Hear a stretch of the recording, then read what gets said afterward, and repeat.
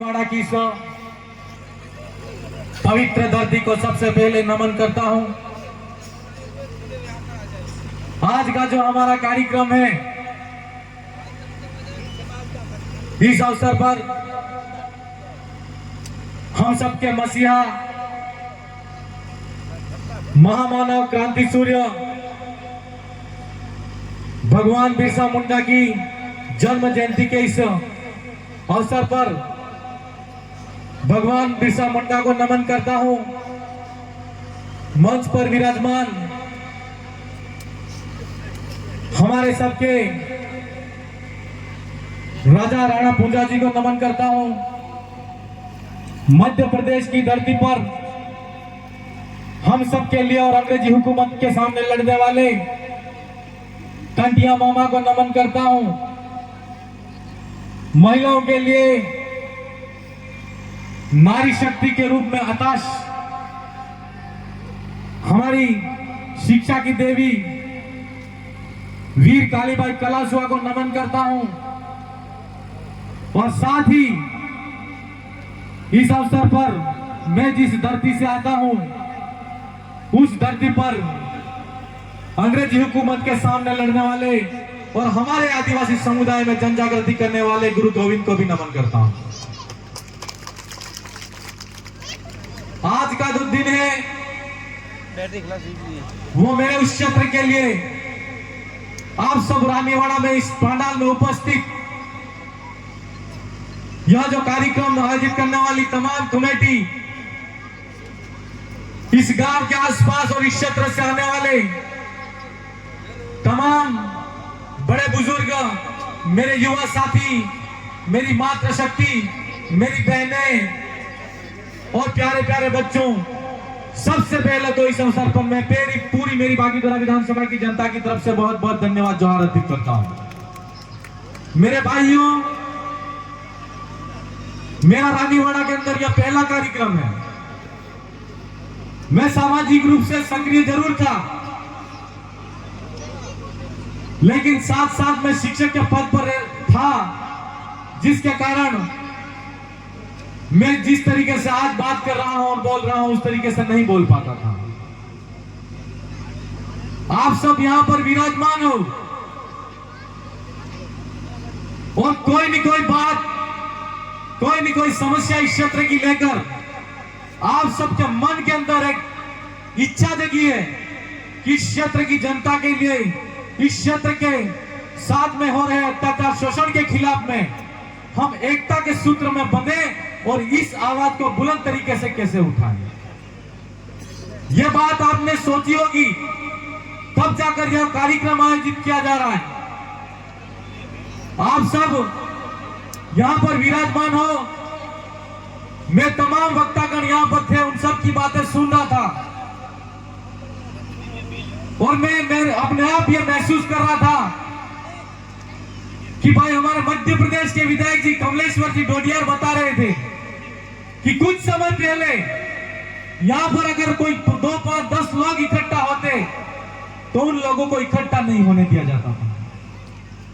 वो लोग साथ में मिलकर बात नहीं कर सकते थे। कुछ भाइयों ने भी बहुत सारी समस्याएं डीटीएसए के बारे में बताई। इस क्षेत्र के अंदर सुधा माता मंदिर के ऊपर कब्जा हो रहा है, उसके बारे में बात कर रहे थे। इसके आसपास क्षेत्र के अंदर कालिका माता का मंदिर है, उस पर भी कब्जा हो रहा है। सवाल ये खड़ा होता है कि हमको नजर आ जा रहा है ये 5000 साल पहले से हमारे पे कब्जा होता है। समस्या अगर गिनाते हैं तो इस पंडाल के अंदर और इस जाजम पर बैठने वाले खाली आदिवासी समुदाय के साथ में ये समस्या नहीं है। मेरे रानीवाड़ा की धरती पर बैठे हुए तमाम और इस क्षेत्र के अंदर रहने वाले एससी ओबीसी के मेरे तमाम जिनके साथ में अत्याचार शोषण होता आ रहा है, उन सब से कहना चाहता हूं कि 5000 साल पुरानी जो तुम्हारी गुलामी की जो व्यवस्था है, उस व्यवस्था को अगर तोड़ना चाहते हो तो जो हमारी आदिवासी परिवार की जाजम है, उस जाजम पर आके इस सच्चाई की लड़ाई में हमारा साथ दो। आज हम बात करते हैं कि इस देश के अंदर सबसे पहले हमारा राज हुआ करता था, हमारी अपनी व्यवस्था थी, लेकिन उस व्यवस्था को तहस नहस किसने किया? हमको सोचने वाली बात है। आज इस पंडाल के अंदर जितने भाई मौजूद हैं, उन भाइयों को संकल्प लेना है और ये प्रण लेते हुए जाना है यहां से कि रानीवाड़ी की धरती के अंदर हम परिवर्तन लाना चाहते हैं, हम एकता का रूप दिखाना चाहते हैं। तो इस जादम से खड़े यहां से जब जाओ तो दिन और रात एकता की विचारधारा के लिए हम जो काम कर रहे हैं उसके लिए आपको लग जाना है। समस्या ये नहीं है कि हमारे साथ में अत्याचार क्यों हो रहा है, समस्या ये नहीं है कि हमारे पे कब्जा क्यों हो रहा है। समस्या मेन बात तो ये है कि इस देश के अंदर जब रजवाड़ी राज खत्म नहीं हुए थे, अंग्रेजी शासनकाल के समय अंग्रेजी हुकूमत था, उसके बाद में लोकतंत्र आया। लोकतंत्र आया तो हम आदिवासी समुदाय की जो कबीलाई व्यवस्था है, जिसको हम पंच मुखी और पटेली व्यवस्था कहते हैं, वो व्यवस्था सबसे पहले खत्म हुई। उस व्यवस्था को खत्म होने के बाद हम लोगों ने लोकतंत्र को स्वीकार किया। इस देश के अंदर अलग अलग विचार और विचारधारा की पार्टियां आई। हमारे ही भाई ने, किसी ने हरा झंडा पकड़ लिया, किसी ने पीला झंडा पकड़ लिया, किसी ने लाल झंडा पकड़ लिया, और हमारे ही 2 से 3 4 4 5 5 भाग होते आ गए। धीरे से करके लोकतांत्रिक व्यवस्था में हम लोगों को अधिकार मिला कि हमारा व्यक्ति दलित, शोषित, पीड़ित की आवाज एसटी, एससी, ओबीसी का जनप्रतिनिधि विधानसभा की सदन के अंदर जाए और लोकसभा की सदन के अंदर जाए। तो जिस भाई के साथ में अत्याचार, शोषण होता आ रहा है, उसकी आवाज बुलंद तरीके से विधानसभा और लोकसभा के अंदर उठाए। लेकिन ऐसा नहीं हुआ, ऐसा नहीं हुआ। जिस पार्टी ने जिसको टिकट दिया और जिसको हमने वोट दिया, उस भाई ने मात्र पार्टी की गुलामी करने का काम किया। जब कभी भी हमारे साथ में अत्याचार, शोषण हुआ, जब कभी भी हमारे हक अधिकार की बात हुई, उस व्यक्ति ने विधानसभा संसद के अंदर जाके हमारे हक अधिकार की बात नहीं की।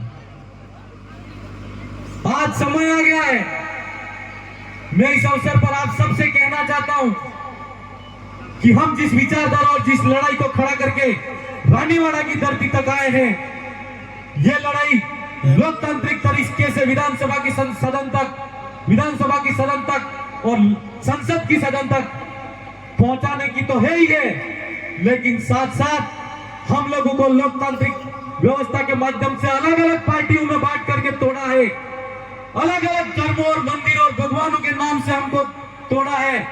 उन तमाम बेड़ियों को तोड़कर वो हमको एक जादम बना के, एक विचारधारा के साथ में एक जादम पर आके बैठना है, ये मैं आपसे कहना चाहता हूं। ये लड़ाई, ये विचारधारा मात्र नेता बनने की विचारधारा नहीं है। आज इस देश के अंदर देखो आप कि अंग्रेजी शासनकाल के जाने के बाद में लोकतंत्र में अगर व्यक्ति अच्छा चुन के विधानसभा, संसद तक जाएगा तो जनता की आवाज बेखौफ तरीके से उठाएगा, लेकिन आज नहीं उठ रही है। ऐसा हो रहा है, एक कोई सरकार का आदमी या सरकार बनती है तो वो खाली सरकार का व्यक्ति और सरकार का नेता बन के सरकारी बात की जो भी बातें होती है वो बात करता है, हमारे हक अधिकार की बात नहीं करता है। इसलिए हम कहना चाहते हैं कि लोकतंत्र के अंदर अगर हमको मजबूती के साथ में हमको मजबूत आवाज के रूप में भेजना है, तो हमारी जो कबीलाई व्यवस्था थी, जाजम व्यवस्था जिसको हम कहते थे, गांव-गांव, फड़े-फड़े और जहां-जहां तहसील मुख्यालय, विधानसभा स्तर तक बड़ी जाजम बना के आप ऐसे व्यक्ति का चयन करो जो हमारे हक अधिकार और हमारे खिलाफ में कोई अगर काम होता है, उस बात को बुलंद तरीके से विधानसभा की सदन तक उठाएं। मेरे भाइयों, हम सबको सोचने की बात है। डीटीएस का कानून, उस क्षेत्र के अंदर शेड्यूल एरिया जिसको हम बोलते हैं, वो कानून, आप मुझे बताओ आपके और मेरे बीच के अंदर 150 किलोमीटर का फासला होगा। उस क्षेत्र के अंदर खाली अगर 100-150 किलोमीटर उधर जाते हैं तो शेड्यूल एरिया शुरू हो जाता है, और इधर अगर देखते हैं तो बीटीएसएल एरिया बताते हैं।